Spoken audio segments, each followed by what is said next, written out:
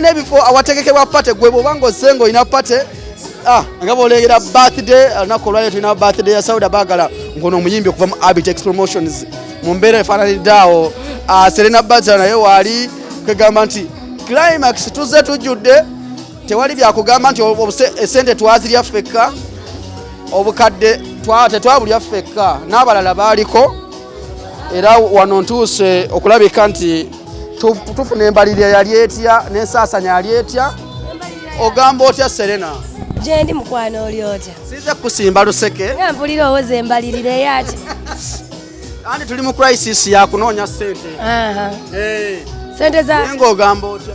Je ndi dia oli bulungi ninga wondaba omuziki gutambula gutya tugezaako nanjagala nnyo eddoboozi lyeryo ina engeri gye linyumiramu nga oyimba naye leero nina mukasenyiga kati genda mu studio lijja kukola lino studio lede twakavaayo waka wali obadde mu studio kati lijja kukola nnyo eddoboozi nga lirwe lityo ojja kuwulira hit egenda ositukano mu mashini n'ebitundu ebiriranyewo nawe wasigadde bitambula bitya? bulungi si bubi. Nakuba tuli ku birthday ya Sauda muyimbi waffe omupya yakutwala mpola paka eri mpola mpola muyimbi waffe omupya bannanga abawagizi baffe twafunye omuyimbi omupya ayina buli kimu ng'era bw'ayimba bw'alabika wangi essebo kyembuuza waliwo ekiŋŋamba nti mbeeko kyembuuza naye omutima negungamba naye lwaki ebitankwatako olina mu kintu nekiŋŋamba ogeza kasatu ombuuza bitankwatako ebikwatako bye birwa bye mba mbuuzaako music industry nze ng'omuntu nzizaako ki lonchi yaddi ebyabawagizi abawagizi bange bye beetaaga owulira tutandikire ku music industry kiri kitya kitambula bulungi tugenda mu lonchi ya Chris Evan then awaddako mu maaso awo nange nja kuba bagitumye erinnya kirungi bagituumye another lava mu bikalu bye yafuna another lava bwe byakaluba nafunayo another lava another lava bikalu bye kitegeeza n'another lava naye yakaluba naye nga twegumyagumya ebyalavu oyo tanafunayo ku mukyala mu butabu bannange ebyokwagalana bizibu si kyangu ofuna akutegeera bizibu nnyo ddala bwe bityo okutuukaawo bizibu nnyo oba kyetaaga obudde bambadde njagala kireeta ng'olinga alina kyoyagala obuuza ekitakwatagana na mulamwa nedda kakati ekibuuzo kye mbalinya okubuuza kiri kimu kyokka mukwano gwa bamusibye naye akyaliwo oba nkiddemu ntya Sipapa mukwano gwange alibeera mukwano gwange forever kubanga yeyanfuula kyende yeyanziya gye yanzija mwe gye mutamanya era sendyetaaze kibi kyonna mutuukako musabira buwangazi yeyongere n'okuyamba abantu abalala mu kaseera nga kano kaalimu bugambo ki bw'oyinza omumuwa mu kaseera kano kaalimu ak'okusoomoozebwa saawa eno ekyasooka kale siina bingi bayinza kwogera lwa nsonga ebintu ebimu sibimanyi byagwako obugwi nga nammwe we byabakola ki we byatugwako nange nabirabira we mwabirabira so abikomentingako lwa nsonga sibimanyi nnyo ntuta akaseera nga siriiyo kiba kizibu okomentinga mwaganya okugendako omukeberako osobola okugenda n'omukeberako nga lwaki nedda si mukeberako kyokka naye n'omusabira abiveemu kubanga muntu alina famire abadde alabira abantu bangi ate ebyo bituukawo eri naddala abaami buli wobeera omukozi olina ofuna challenge ezo mu bulamu ya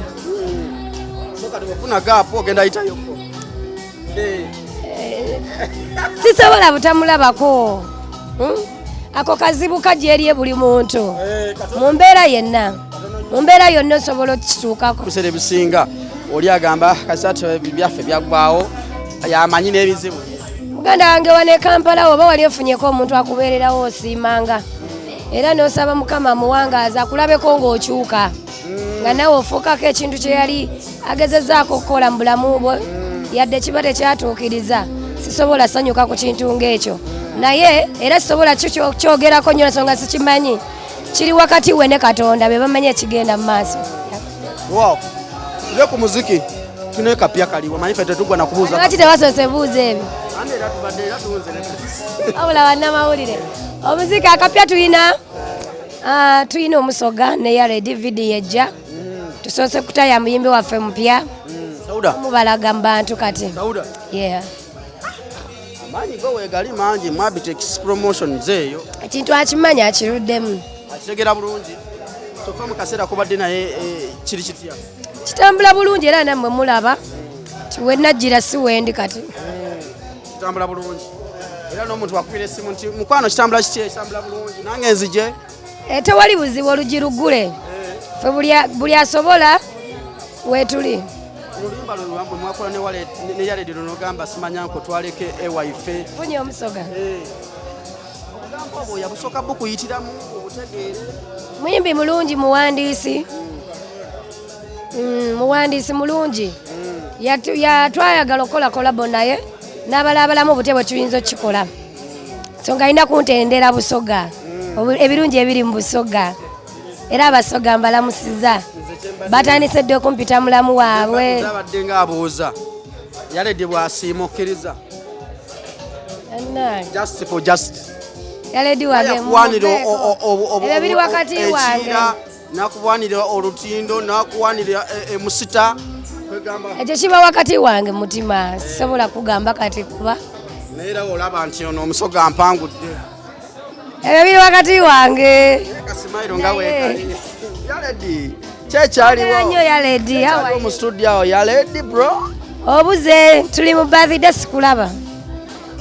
Obeerawo ng'omulowoozaako. Muyimbi munnange ate muvuka mulungi si mubi. Wagi kadde mwako. Naye kye simanyi oba mufumbo.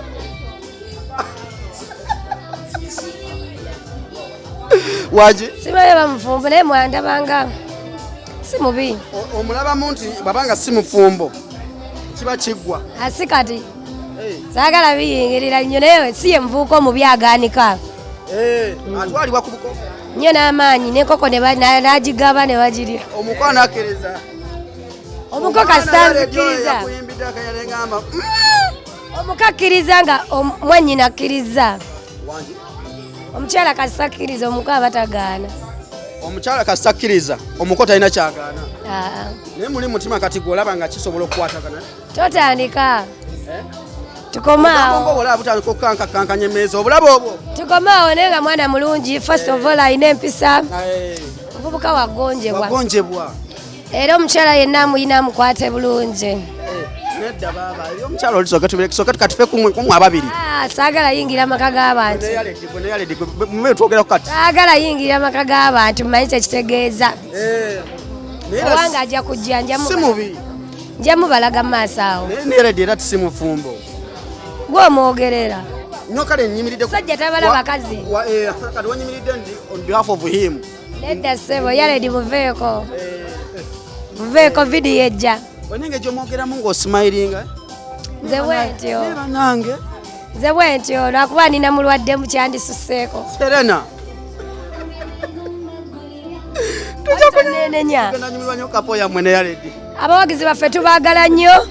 Kuli Sevani. Freedom City temusubwa mujje mulabye empya n'enkadde. Bikalubye. Z'omwezi meka? Z'omwezi aba mwenda. Sokoleke nera. Sokokebere ku kalenda nga betwogera ku Yaledi agenda tuwa enkoko. Yaledi nedda bambi muleke musajja wattu.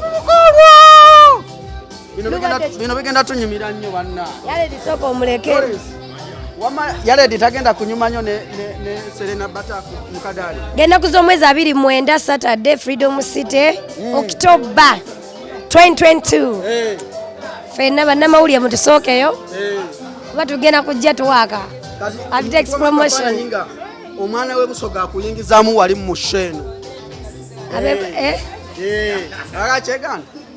Abe Busoga mbaagala nnyo. Bayogera nno ku Busoga. Ayinga ejawoomereramu. Omulabye? Omanyi ekintu ekisinga okunnyumira nze. Mu ggwanga erisinga oba nkigambe ntya. Abantu abo bali welcoming. Balina engeri gye basanyukiramu omuntu. Era lisentire twabaddeyo n'ekivulu bambi. Ne baŋŋamba mulamu oli otya. Ne bagamba ate ntya. Naye nga mbaagala nnyo bantu balungi. teyalimba byonna byeyannyonnyola ebusoga gyebiri yabikulaga byonna gyebiri ebiri ate ni bingi bye sinnaba na kulaba akyakulambuza ebyalo byonna yakandagakaawe waabwe buwene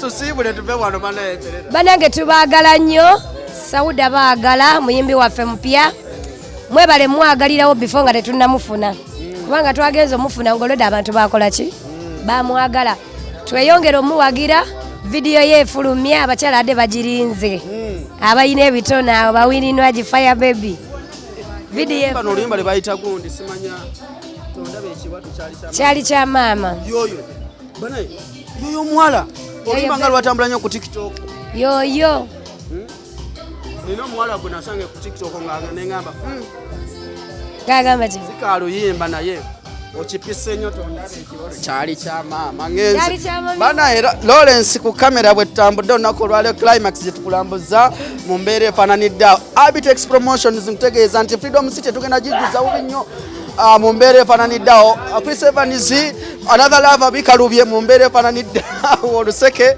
naye bannaye omwana Lwa Sipapa era mpola mpola akulukuta mpola tuyimiridde musana tuyimiridde musana wano okay ono mukulu amuyita Lwa Sipapa bwe tusimba oluseke nawe tusimba enseke anedda sebo ani gwagala kusimba oluseke saawa zino tuli ku mukutu ki tuli ku mukutu celebrity tracker bade manye tuli eri wa kabaka kyekiganye tusimbirayo luseke ewero kyekiganye abantu bakimanyi nti enseke gyeziri enseke abantu bazimanyi nediboyi waazo bamumanyi ndeka munange yere bamumanyi kyoga mukamba atomanya asinga simba luseke ngamba bero kwa kuserena wakuserena chama kuserena mwana kasuku wakuserena kyekiganye mita kasuku oyo mwana edi boy wafe kyekiriwo ndi bulungi onako olwaleero lolo luseke twagala dusimba so wali nnyo kyamaanyi naye nga tugenda simba luseke mu Abitex ayina ekivulu ku Freedom City ataliiso omuyimbi ekyagundi ekya Chris Evans bikalubye ebisenge bikalubye mu another lava kaseera katuufu Evans akole ekivulu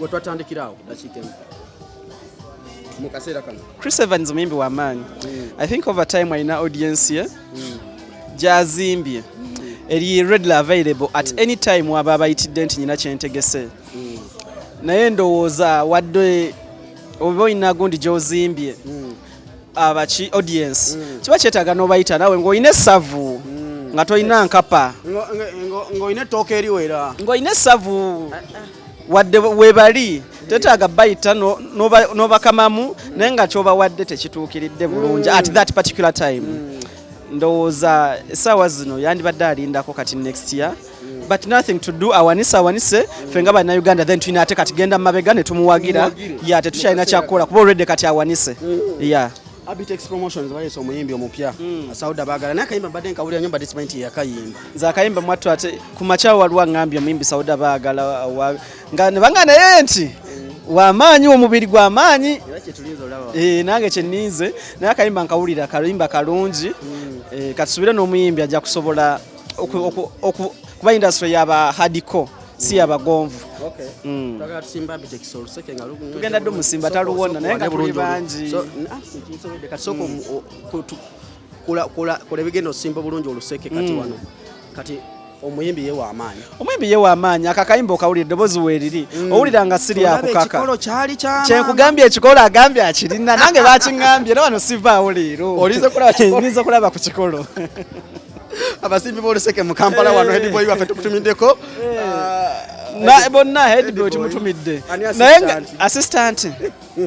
assistant obaani simanyi nakumanya naye bo bangi baassistant ekifo kirimu bangi Tomiri ajja awo kabiri tenaba kugwayo assistant alabika Alani Cruz omwana tava ku Spice Diana South Africa lumu bajja mugisaako spare tire Lawrence ku kamera wetu tambudde climax bwe tusinzidde olunaku olwaleero nga tukwasaganya mu mbeera eno yonna omusajja wamanyi Lawrence ono wakola channel bagita Katayira Katayira YouTube channel osogenda no subscribing ku channel eyo n'olaba omuvuko ebyakutereyo era twagala naye abeere w'amaanyi nnyo kunyonyeddako abeereko nga asobodde bw'atawanisa akagere era nze buli lunaku nkimugamba ogenda girinnya gwe mwana gwe buladi balage climax side eno tuwuzike tugende nze mbatadde mbeere bulungi paka olunaku olw'enkya.